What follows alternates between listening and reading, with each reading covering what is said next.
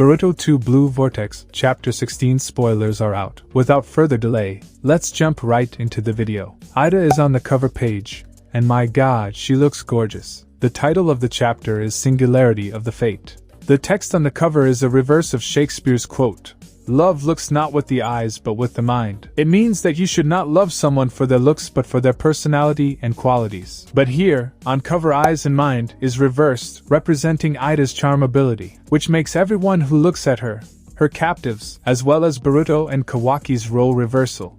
Also, this foreshadows what happened in the chapter, Sumire lashing out at Sarada for hugging Boruto. Let's continue with the chapter.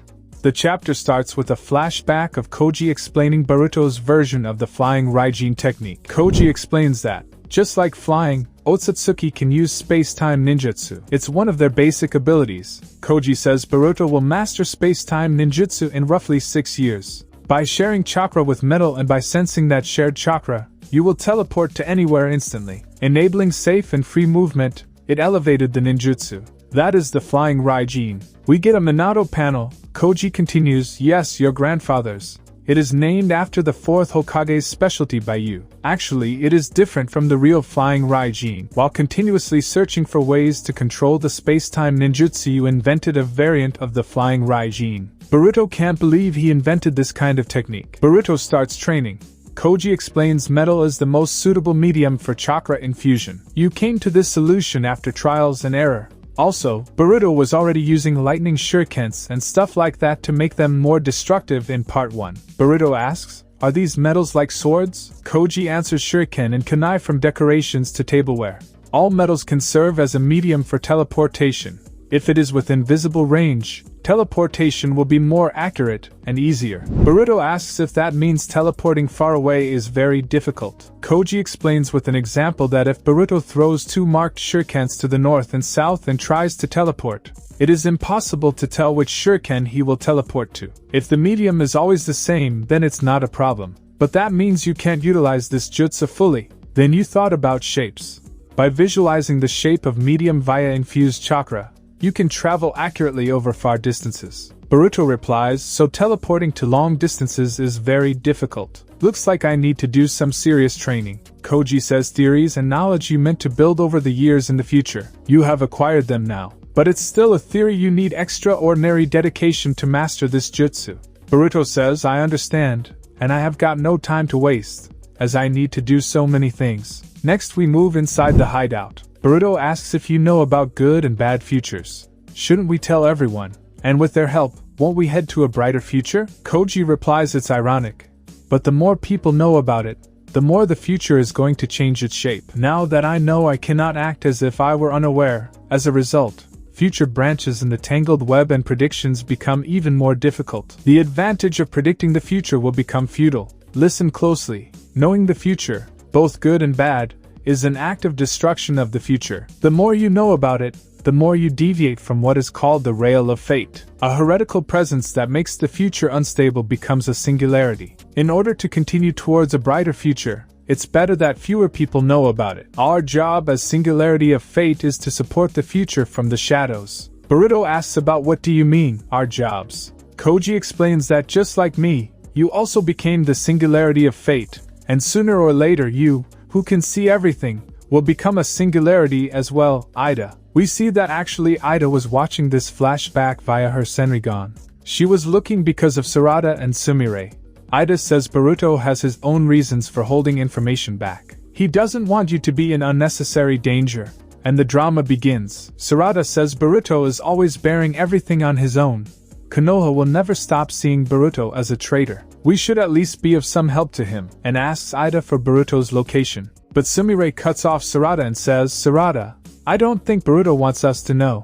We are publicly his allies, but we don't know any vital information about him. But that's good, because we don't know we can be at ease in the village. That's why the thing we should do right now is to stay away from Boruto." Sarada replies, "But you saw it right. Without our help, Boruto might have died fighting opponents like that on his own. It is reckless." Sumire says, "But that's because we were right there with him when it happened." Sarada was about to reply, but Sumire again cut her off and said, "Why don't you just think about how Boruto feels?" She continues, "Do you think I want this? Even if Boruto wants to tell something, he can't. Have you thought about how painful it is for him as well? Sarada is out of words. Sumire continues, it's not just Boruto's but my feelings as well. You know that I like Boruto, but still you flew straight into his arms, referring to what happened in chapter 5. But I understand how you feel. It's understandable that you do something like that. But what about you, Sarada? When you did that right in front of me, were you thinking about how I felt? Ida puts her hand over her mouth, probably hiding her smile, and thinks that this is awkward. The air is getting thicker. I can't even lift a finger, but it's seriously fun. Please go at it more. Sumire says, I am sorry. I don't know why I started talking about that. It's not the time for that conversation and starts running off. Sarada says, stop, class rep. Sumire replies, how long are you going to continue calling me that? And leaves.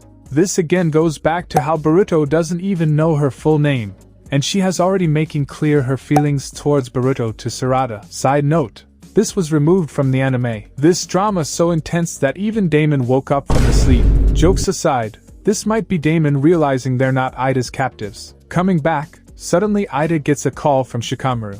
On the next page, the feudal lord is discussing with the village elders. We have seen him during the Majina Bandits arc. He is Tento's father, Ikiyu Madoka. They discuss Boruto's escape.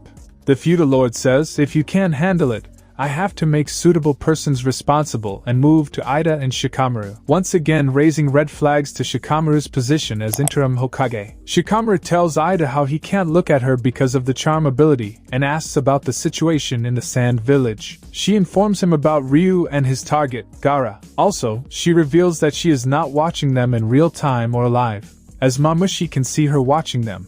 She's watching past events, and she calls out Shikamaru for helping Boruto.